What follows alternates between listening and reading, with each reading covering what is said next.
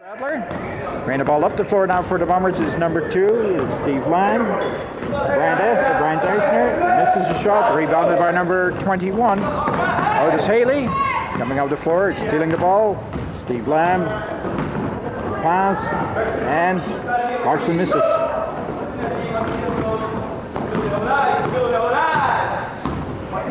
Bring the ball up the floor, number 21, Otis Haley. Otis looked like he has some avoir du pois. Ball straight to Jason Shepard. Jason puts on the burners and puts in the layup. I don't know if you're keeping score. I'm not really keeping score. The score is not very important in this game, but what is the score? The score is totally unimportant. The Bombers have got 26 points, and the Crowns have 28 points at this point. Right. Of the game. Number 12, Brian Eisner made sure of the foul there. And it sounds like Mike Douglas is in pain.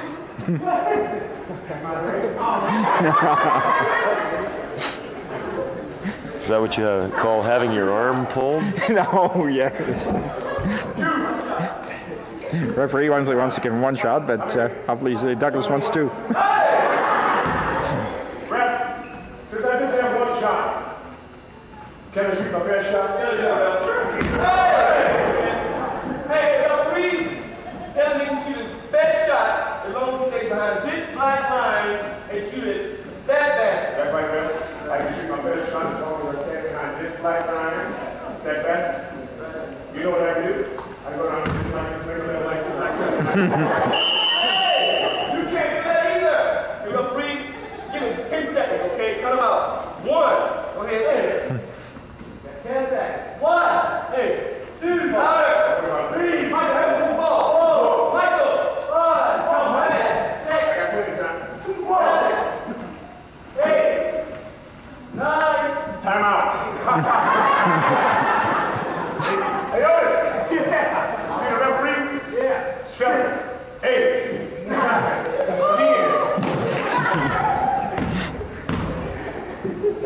Hey, Otis. Hey, I think I'll be able to help on this. Yeah, do the help for that. Get up there. Hey!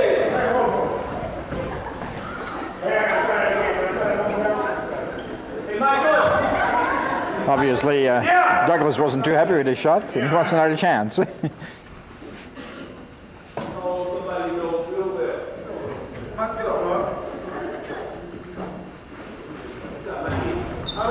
This time he sinks it. Ball goes to Steffier. Steffier takes a shot. Off the back rim. Off to Eisner. Eisner takes the rebound. Stopped by number 13, Carter. Ball goes to number 13, Carter. And Carter puts it in.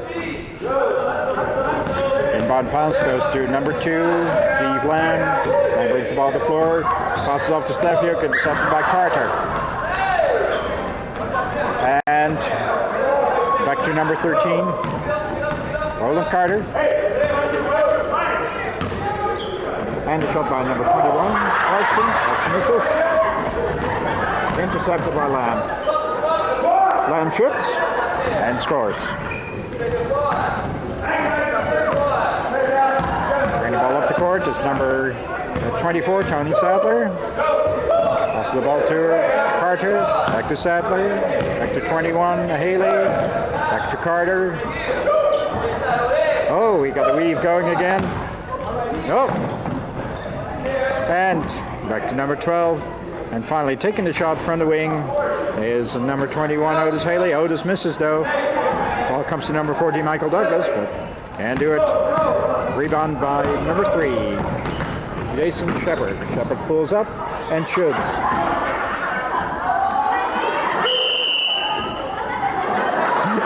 And the call is goaltending on number 24, Tony Sadler. And that gives 2 points to the Bombers. I don't know who took the shot, Howie, but somebody did. Chris Clarkson took the first shot that the goaltending call was made on, Gus. Right on.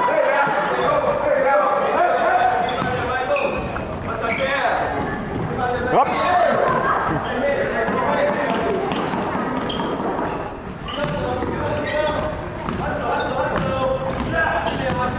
Shepard with the ball. Number 2, and Steve Lamb, and Lamb misses the shot, and the rebound goes to number 12, Northern Shavers.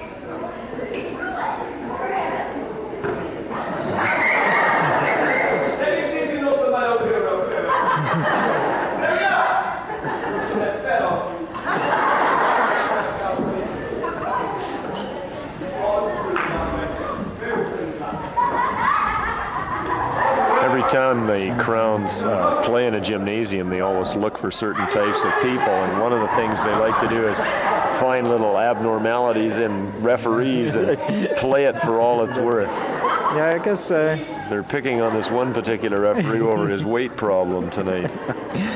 He seems to be taking it in good humor, though, Gus. I guess if you play quite as much as they do, they get the act quite down, and they, the whole psychology of playing the crowd and so forth. Oh yes, if you've seen them 3 or 4 times, you can predict their moves ahead of time because they follow the same script every game they play. But the people, even though they've seen it several times, they know what to expect, and they just come back time after time to see those kinds of slam dunks like we just saw. Yeah, that was quite a nice one. That was Shavers again. He's quite the athlete. Well, very nice move there by Jason Shepard, but when it came to play, he couldn't put it in the bucket. We're seeing some real intimidation inside on the boards right now. Our Bombers are totally mesmerized by the height around them. Every time they go to shoot, it's like they've got a hot brick in their hand. It's like playing in a forest, isn't it? Oh, yeah, and that's Jason Shepard, who's outweighed by these two guys by about 200 pounds. There is a slight weight differential, yes. Jason is going to the line, but first we have something going on with the referee here. I think the players have to totally rearrange the referee's garb. I think we're probably going to expect his shoes to be untied, his pants to be pulled up, his shirt to be rolled up around his belly.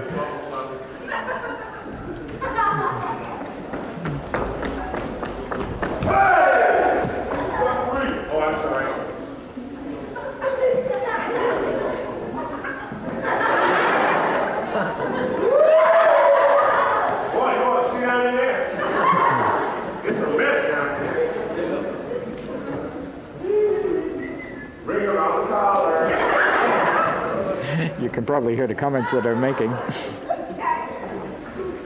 And the poor referees are either getting a work over.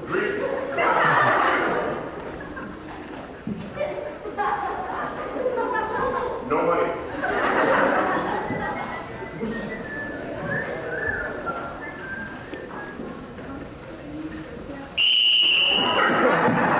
Oh, sorry, man. First of all, you got to get up. We'll have all night around with you.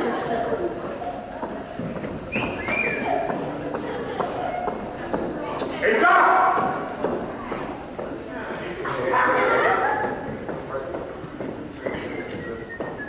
Hey, Doc. Yeah. This ref wants the basketball. This ref wants the ball? Yeah.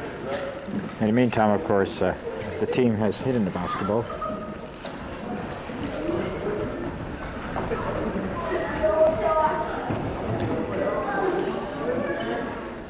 Number 12, Northern Shavers, is taking the ref up in the stands.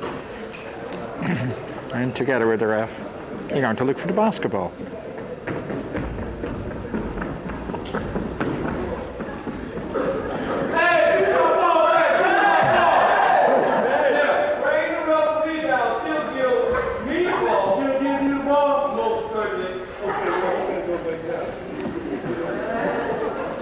In the meantime, of course, Tony Sadler, number 24, is hiding the ball.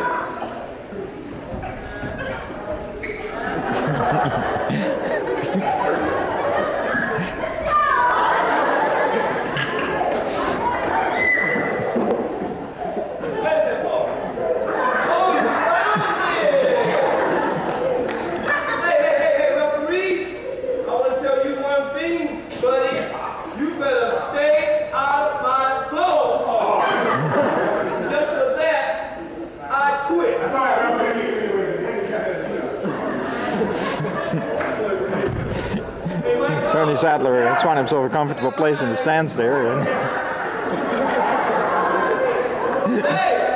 Yeah, always sleepy. I don't think we'll need to sit up here and get married.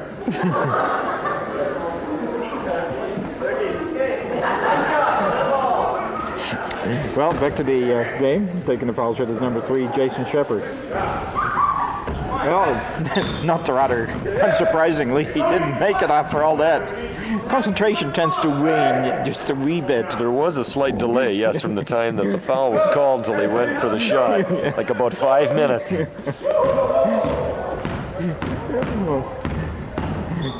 Here comes Sadler back into the fray. Well, is he coming back? I don't know. Hold my feet. I'll be right back.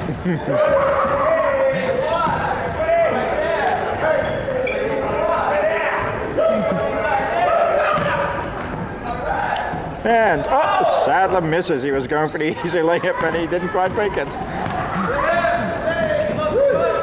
Eisner to Shepard. Shepard turns, looks, and sinks the hook.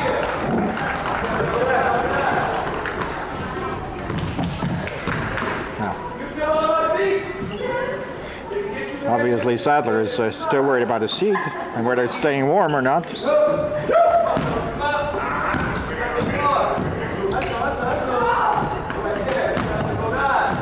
And the basket is by number 13, Roland Carter of yet another weave. Bring the ball up the floor now is number 2, Stevie Lamb. Stevie goes to Clarkson, back to Lamb. Over to Eisner.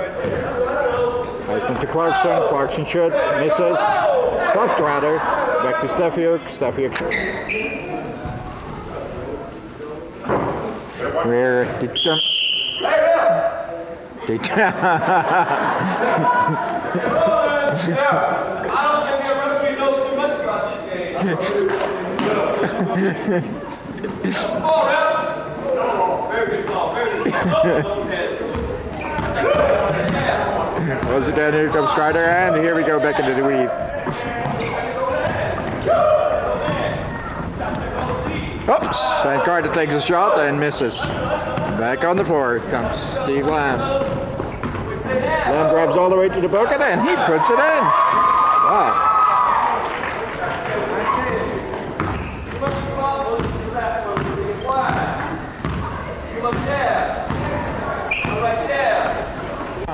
It's now halftime. Howie, you have a new job this year as coordinator of athletics at LV Rogers and coordinator of student activities at LV Rogers. And can you tell us a little bit about the LV Rogers athletic program? Well, we're trying to field teams in as many sports as we can. We had a senior soccer team, senior field hockey team, senior boys and senior girls volleyball teams, senior boys and senior girls basketball teams.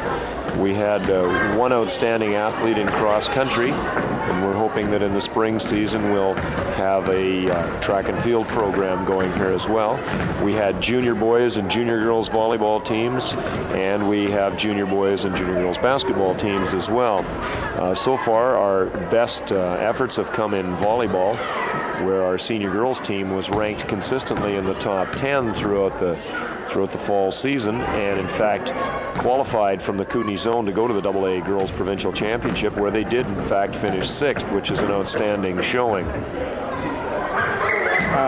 Howie, I gathered that a couple of our girl volleyball players have been offered scholarships to universities on the prairies. Is that so? Well, I believe Lisa Perrar and Debbie Rumpel have tried out with Medicine Hat Junior College for something in the line of a volleyball scholarship. I haven't heard yet, Gus, whether in fact they have received any, but I know that just recently they were on the prairies at a tryout camp. Mm-hmm. Yeah, it's really quite an advantage which people often overlook, the very fact that from sports people can often get a really good chance at a further education. Oh, there's no doubt about it. There's a large number of people that can pay for a large portion of their post-secondary school education by having some form of scholarship for any number of different types of sports, ranging from volleyball to hockey. They're very beneficial programs. They give the students some incentive in high school, not just to pursue academic excellence, but also to pursue athletic excellence, because there is a reward upon completion of high school if a person has been an outstanding athlete. There are a variety of schools that are looking for student athletes in a large number of sports. And now you are also coaching the senior girls basketball team in our school. And what are your expectations for your own team for this coming year? Well, I've got high expectations, Gus. Yeah, we always have high expectations, don't we? But what are the realistic? Well, this year, our student enrollment here has dropped to the point where we're now officially registered as a single A ball club in high school. What does that mean? Well, it means that we have less than 200 girls registered in grade 11 and 12, and I suppose that this is a direct result of the economic circumstances of the Nelson area. There's been a large number of people move away, and our enrollment has dropped in school. There is 2 classifications for sport in British Columbia. There's AA, which is 200 and more, and single A, which is for the schools with a population in grade 11 and 12, which is less than 200 girls. So this year we have about 180 girls in grade 11 and 12, so we registered single A.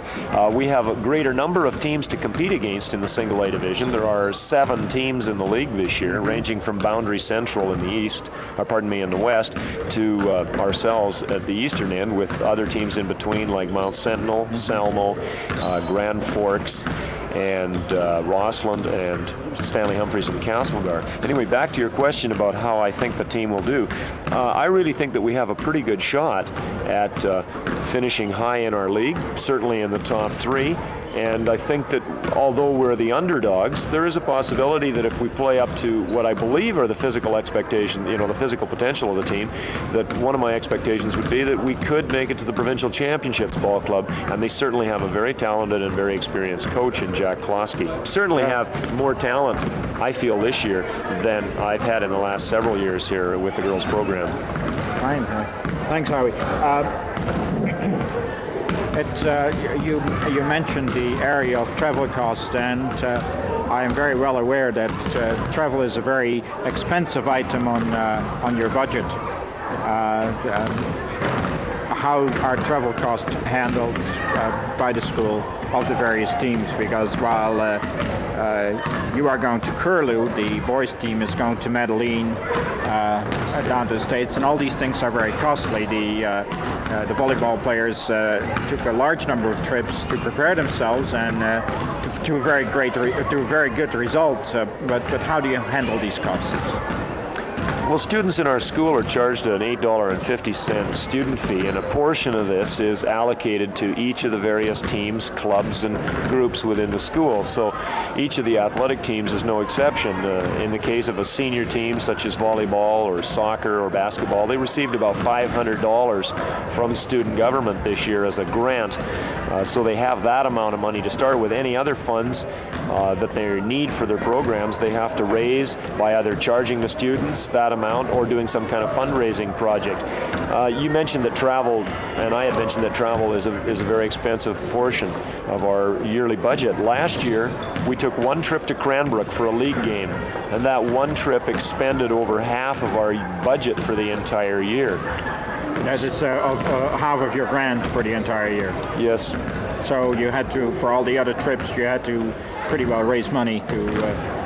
Well, I was able, because I had played a very reduced schedule last year, we were able to cover the costs with our grant from student government, and I charged the players on the team a small amount for each trip. If it's a short trip, it's about $2 per student, and if it's a fairly long trip, like this trip to Grand Forks and Curlew, I charge each student athlete $5, and this helps cover the cost of the trip. All right. At the same time, seeing that the students get such an educational opportunity out of it, some of them get chances for scholarships and chances for education, which might otherwise be denied on it. I personally find it very short-sighted. that school boards, and our school board in particular, don't help us more with money. Unfortunately, I'm all too aware, of course, that we're in this period of restraint, but I find this a very unfortunate happening. Well, there are some school districts in the province that provide a fair portion of the funding for their athletic teams. The athletic teams in the school are based around athletic excellence, just like scholarship programs are based around academic excellence. And some of the school districts do provide a large amount of funding towards travel, particularly towards teams that have qualified for provincial championships. In the school district in Nelson, there has never been a long-term policy of large financial support for any of the athletic programs, and it's been basically the responsibility of the student athletes and coaches and the school student governments to look after the fundraising for those particular teams. And what you say is true. Economic restraint is such in the education program in British Columbia right now that there really isn't a large amount of money available for any of these programs. The money that the provincial government is providing to school boards is making it very difficult for them to make those decisions. They're trying to maintain a high level of education in the district, and they're trying not to have to lay teachers and support workers off and so on. So I guess they make a rational decision at this point that money for programs just isn't available. Well, which brings us back to tonight's game. We've talked quite a bit about it, and it's quite an entertaining spectacle. I see the Clowns are back on the floor, and the buzzer just went for the second half to begin. And okay, what do you expect in the second half, Coach? Well, basically the Clowns aren't out to embarrass anybody by blowing them away from a score standpoint. That's not what I was They referring could certainly to. What do you, that. What So you're expecting? What can the fans look forward to in terms of hijinks? Well, I think perhaps that they should be very careful that maybe they don't get wet in the second half. And also, there's a good possibility that somebody's going to be rather embarrassed with a shot because it might not make it all the way to the basket. Those are a couple of things that we might be looking for in the second half. Right. Thanks very much, Howie. By the way, I have the senior boys basketball schedule here, and the next time the LV Rogers Bombers are at LVR, it will be December the 21st and the 22nd when the grad games are on. And are the girls also playing in the grad game? Yes, the game's on Saturday, December the 22nd, and we're going to have a girls' grad game for students who have been players at LV Rogers, boys or girls, in the past years, and we would like them to come back and play against our current teams. Great. And by the way, if there's anybody watching this thing and wants to play and can play, I guess they better get in touch with you, eh? Well, really, if they're a graduate, all they have to do is show up ready to play that particular evening, particularly in the girls' division. If they're in the boys, there's usually a little bit more demand for players in the boys' area. There's more of them want to play, so there will be some organizational work done. We're getting ready for the tip-off. Right, and Pizzuti against number 24, Tony Sadler. And the ball goes to number 13, Carter, and he puts it in. Bringing the ball up the floor now for LV Rogers is taking the shot is Pizzuti. Rebound to number 14. Roger back, and Roger puts it in.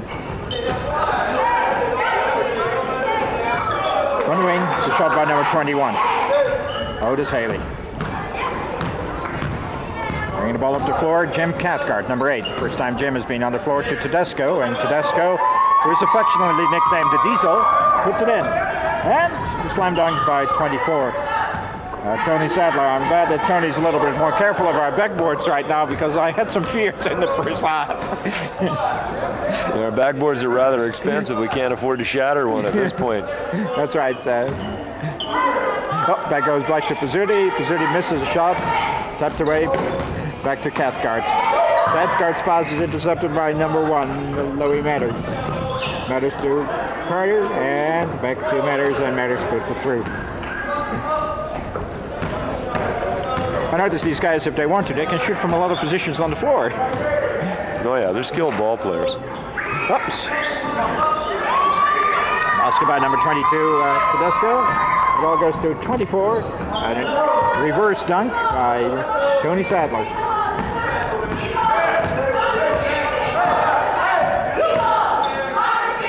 Ball to Pizzuti. Pizzuti turns and lays it in. Louis Matters, number 1 to number 14, Michael Douglas. Douglas bobbles the ball, turns and shoots and hits it. Bring the ball up the floor, Cathcart. Pass is intercepted by number 13, Carter. Little pass to Haley, back to Matters. Matters shoots and misses. Rebound by number 13, Carter, and he puts her in. Pizzuti has the ball. Pizzuti drives and scores. Or to Sattler. Sattler, misses a layup.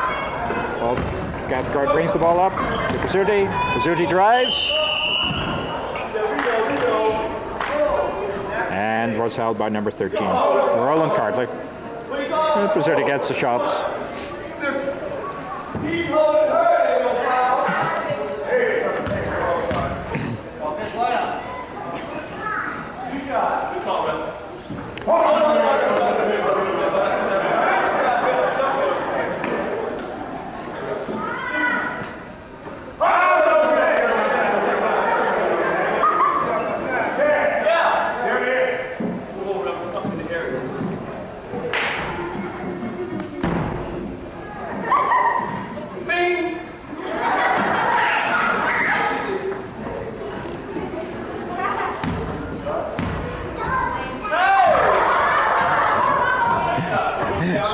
Pizzuti takes the first foul shot, then miss it. He gets another one.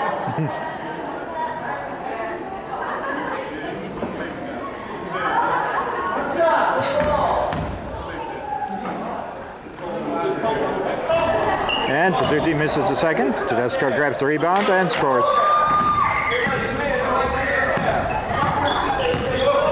Bringing the ball to the floor is number 21, Otis Haley. To Sadler. Shavers.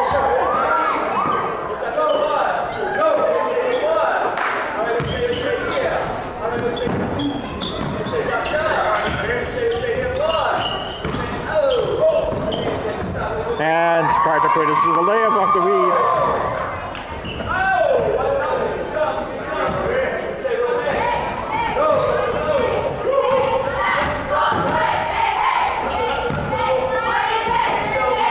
Otis Haley with a shot and he misses. Bringing the ball up the floor is number 8 for the Bombers, Jim Cathcart. Passes off to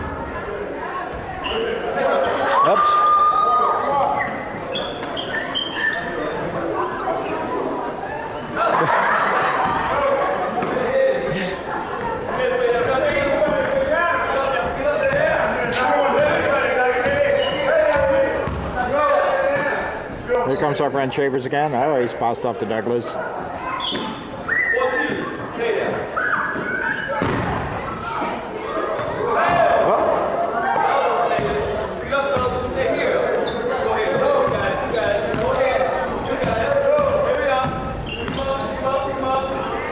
And the shot by Pizzuti.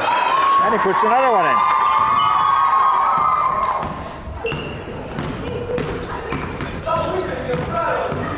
Rather interesting. I see that, of course, I haven't seen the LVR Bombers seen them play basketball very often lately, but I know there's a great deal of maturing in Blaine Pizzuti. He's looking quite poised tonight, Gus, yes. That could be very helpful for the Bombers in the league play. Okay. Basket average by number 12, Norton Shavers. And here goes Pizzuti again, and he lays in another one.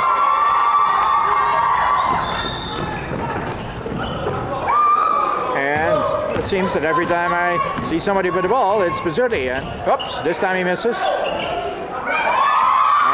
number 14, Roger Beck puts in the rebound. Hey! Yeah! What do you want? Hey, Mom,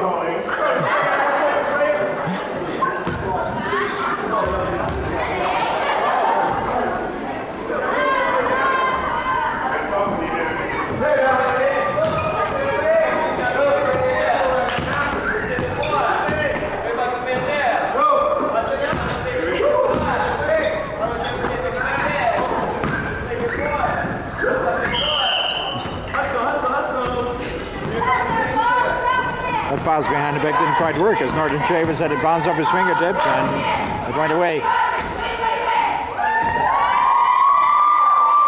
Well, number 3, Jason Shepard, finally puts in the rebound. And slam dunk by number 12, Norton Chavez.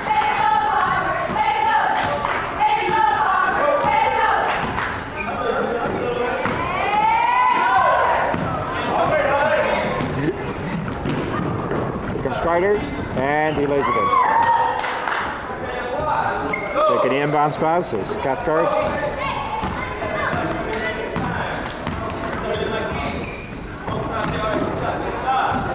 Oops.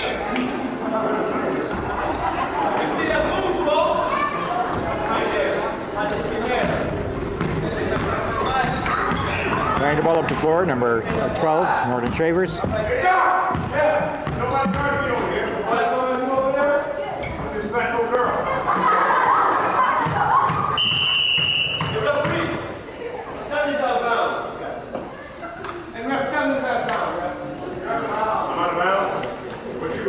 You noticed that number 12 for the Bombers, Brent Eisner, had a pretty close guard on the man there. I guess his coach told him to follow him everywhere he went, so he took him literally and went right into the stands with him. Yeah, I suppose so.